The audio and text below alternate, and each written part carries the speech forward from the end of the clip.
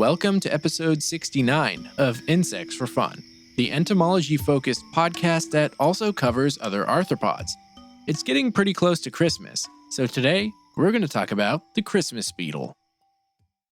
Christmas beetles belong to the family Scarabaeidae, which does indeed make them scarab beetles, but there is only one genus of scarabs associated with Christmas, and it's called Anaplognathus. As for why it's called that, I'm really not sure, and I wasn't able to get any information on the origins to that etymology either. But there is a reason for them being known as Christmas beetles. These scarabs come out of the ground as adults right around Christmas time, and can be found in both the suburban and urban areas of Australia. You won't find these beetles anywhere else, at least not 35 out of the 36 known species. And that's part of what makes them special to the people of Australia. But what do they look like? Christmas beetles are around 20 to 30 millimeters in length, making them a bit on the larger size for scarabs. That's about 1 inch, by the way. And they come in a variety of colors, like white, rose, yellow, and green, to bronze and gold. After doing some research, I found that the most common colors you get around Sydney are golden brown or green. But if you go further north, you can find more colorful ones. Their feet are really cool too, because they form hooks and are usually black, making them look like boots. The body is pretty compact and smooth, and they've got a really cute face, which kind of resembles that of a platypus in my opinion. Actually, the flat bill-like extension on the heads of Christmas beetles are most notable in males, and it's used to flip over other males in battles for females.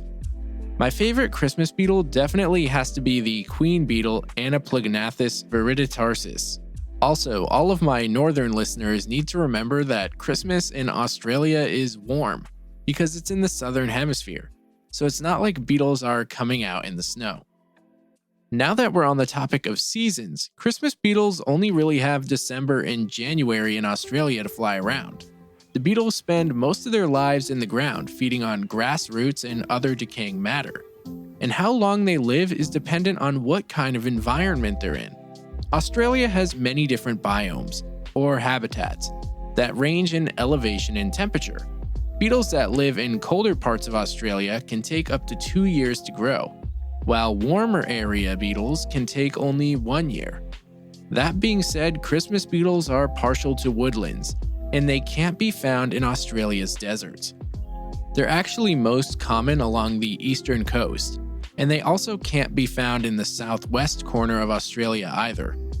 The grubs are white or cream colors with orange heads, and are often referred to as curl grubs because of the C shape they make.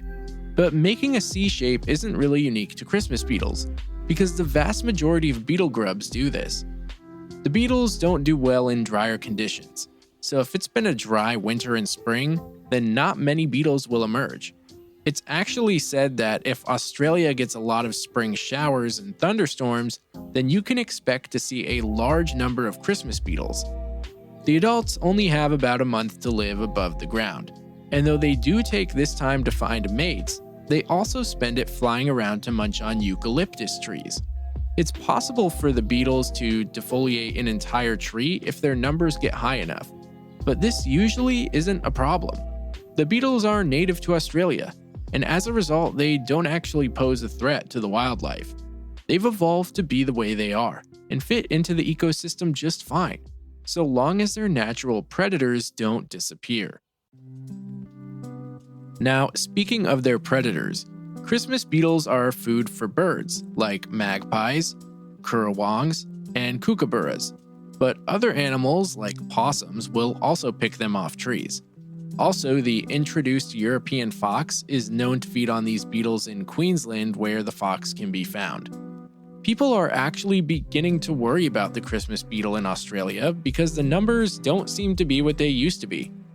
But there haven't been any definitive population studies done to say for sure whether or not this is true. As of this year though, Invertebrates Australia and University of Sydney have partnered in a project dedicated to getting these answers. The project is called Christmas Beetle Count, and to take part all you need to do is download the iNaturalist app on your phone and take pictures of Christmas beetles wherever and whenever you see them. The app is really useful and helpful for people in science and/or wildlife enthusiasts. I've actually been using it for a while now to help me locate insects, because you can literally type in a name and it'll show you all the locations in your area where they were observed, including the month and year. Anyway, back to the beetles.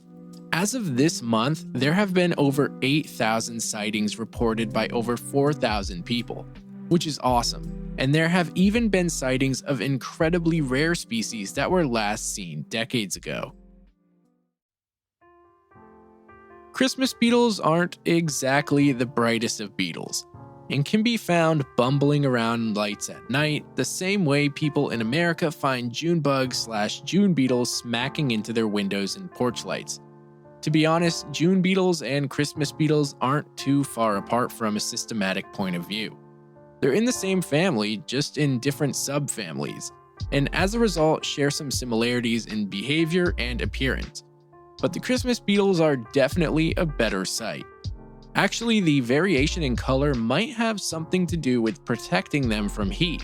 Researchers at the University of Melbourne have discovered that Christmas beetles have two different methods for protecting themselves from overheating, and both are related to the colors of their elytra.